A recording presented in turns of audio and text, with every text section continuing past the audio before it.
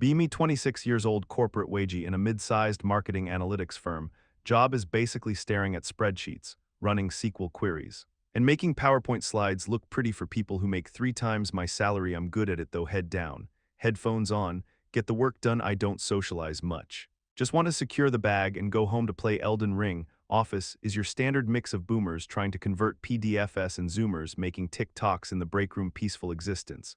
Until she arrived, enter Sarah, 24. Hired as a client liaison, or some vague title that basically means talks to people because the analysts are too autistic to do it. She's the type who radiates main character energy, from a mile away walks in on day one like she owns the building, loud laugh. Touches people's arms when she talks to them. Spends 40 minutes making coffee, immediately becomes the office darling. The boomers love her. Because she laughs at their terrible jokes. The Zoomers love her.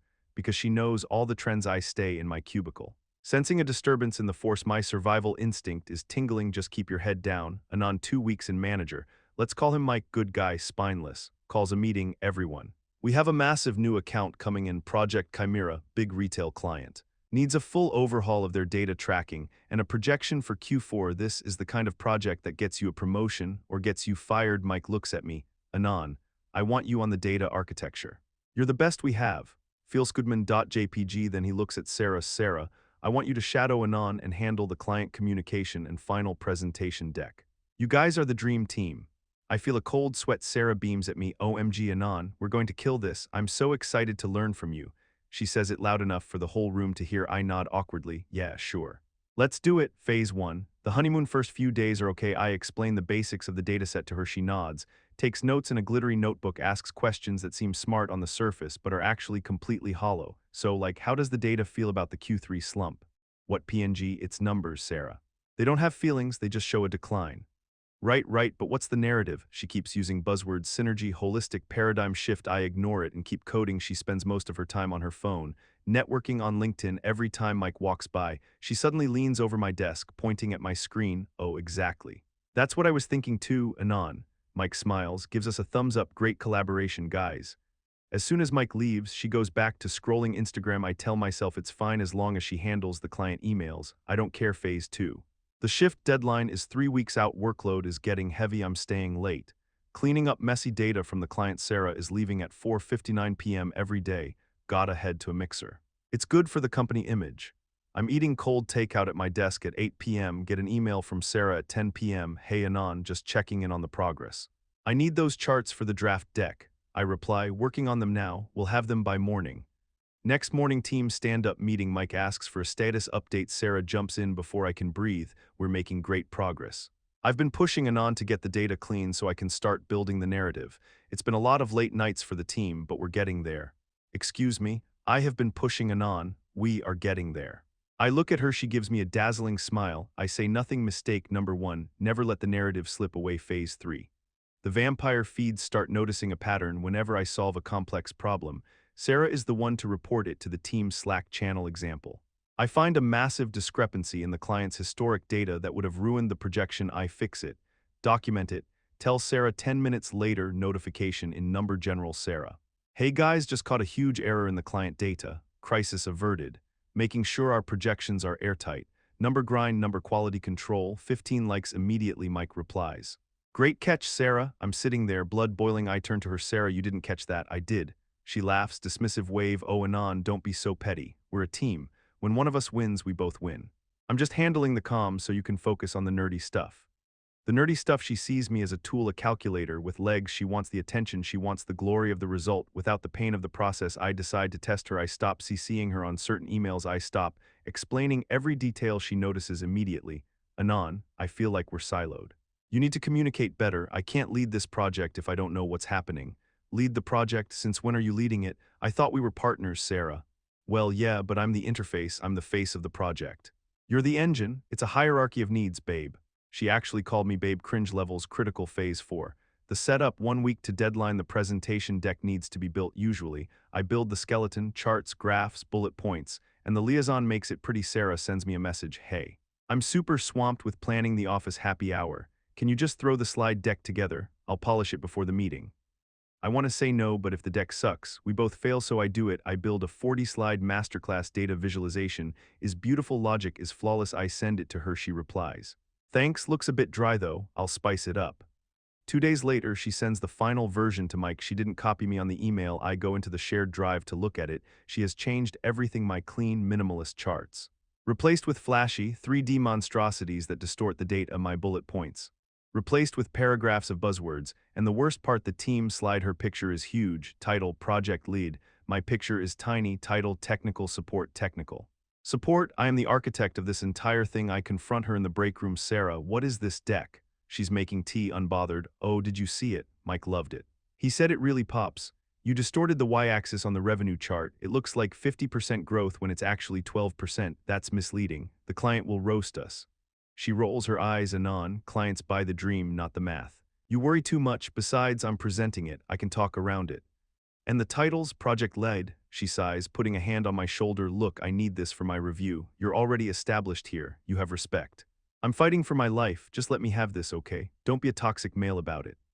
Toxic male, because I want credit for my work. I realize then that she isn't just lazy, she's dangerous. She will sink the ship just to stand on the highest point. While it goes down, I walk away. I don't argue, I go back to my desk and I start plotting. She wants attention. She can have it, all of it. The plan, the final presentation, is on Friday. Big client executives are flying and Mike will be there.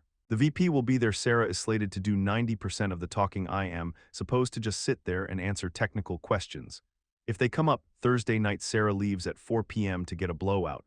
For the big day, I stay late. I open the presentation file. I see she has hard-coded the numbers into the charts, meaning the charts aren't linked to the live data source anymore. She took screenshots of her distorted versions and pasted them in. Lazy, but also fatal. I don't touch her file. Instead, I create a second file, my original version, accurate, clean, honest. I put it on a USB drive in my pocket. Then I go into the live database. I write a script, a specific query that I know the client will ask for, something deep in the demographics breakdown. Sarah has no idea how the data is structured. She memorized the script she wrote, not the reality beneath it. I go home, sleep like a baby. For the first time in weeks, the day of judgment, Friday morning, Sarah walks in looking like she's going to the Oscars. Power suit, hair perfect, she's buzzing with nervous energy. Okay, Anon, remember, don't interrupt me. If I get stuck, just nod. I'll handle the room. I nod. You got it, boss. We walk into the boardroom. Client executives look serious. Mike looks nervous. Sarah connects her laptop, starts the presentation. She's good. I'll give her that. Charismatic. Funny, she's weaving a story about brand synergy and consumer touchpoints. But I see the client VP, an older guy named Robert. Squinting at the screen. Robert is a numbers guy. I looked him up, former CFO. He doesn't care about synergy. Sarah gets to the revenue projection slide, the one she manipulated, as you can see. The trajectory is practically vertical. We're looking at massive upside. Robert clears his throat. Excuse me, Sarah? Sarah freezes, smile faltering slightly. Yes, Robert. That chart, the scale, the bottom axis is quarterly, but the growth looks exponential. What's the raw percentage increase quarter over quarter? Sarah blinks. She doesn't know. She didn't calculate it. She just stretched the image. Well, the raw data indicates a strong upward trend. I'm asking for the number, Robert says, voice flat. Is it 10%, 20%? Sarah looks at me, panic in her eyes. She signals me to speak. I sit back in my chair, take a sip of water. Slowly, I say nothing. Mike looks at me. Anon. I look at Sarah. Sarah is the project lead, I say calmly. She built the deck. I think she should explain her methodology. Silence, deafening silence. Sarah's face goes red. Well, I don't have the raw spreadsheet in front of me. Robert looks unimpressed. You came to pitch $1 million strategy and you don't know the margin of growth. Sarah tries to pivot. It's more about the feeling of the market, Robert. The data is just a guide.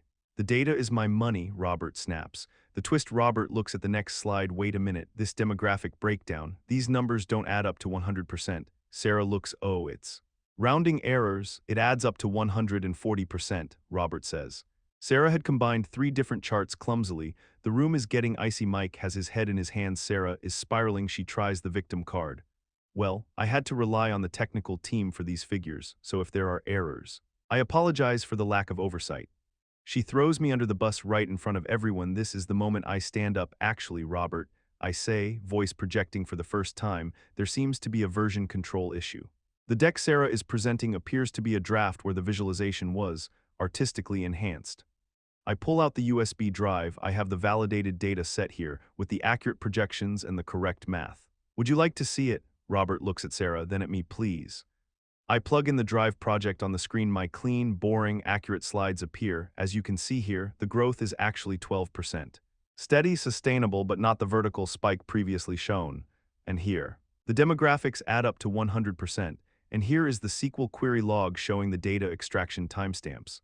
I walk through the presentation. I don't use buzzwords. I explain the logic, the risks, and the realistic outcomes. Robert is nodding. He starts asking questions, hard questions. I answer every single one without hesitating. Because I did the work. Sarah is standing off to the side, silent, shrinking. Mike is looking at me like he's seeing me for the first time. The aftermath meeting ends. Robert shakes my hand. Good work, son. I appreciate the honesty. Can't stand smoke and mirrors. He doesn't even look at Sarah. Client leaves, room clears except for me, Mike, and Sarah. Sarah bursts into tears instantly. I can't believe you did that. You humiliated me. Mike stands up. I expect him to cave to comfort her. Instead, he looks tired. Sarah, you lied to the client, and you tried to blame Anon. I didn't lie, I was selling. That's my job. Your job, Mike says, is to support the team, not invent reality.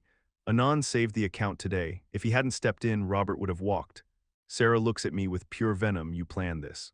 You let me fail. I look her in the eye, face completely neutral. You wanted the spotlight, Sarah. You got it. I pick up my laptop and walk out. The fallout. Sarah resigned 2 weeks later. Heard she went to a PR firm, probably doing great there. Honestly, PR is perfect for her. Mike called me into his office. Anon, I'm sorry I put you in that position. I got blinded by the flashiness. It happens, Mike. We're promoting you to senior data architect. No more shadowing. You run your own projects. Raise is significant. Get my own office with a door. I sit in my new chair, open up my spreadsheets, put my headphones on, start coding. It's quiet, peaceful. She wanted attention. I wanted respect. She got seen. But I got heard. Feelsgoodman.jpg. Guess who won? Moral of the story, if you're going to steal credit, make sure you know how the machine works, because when the machine breaks, the one who knows how to fix it becomes the king.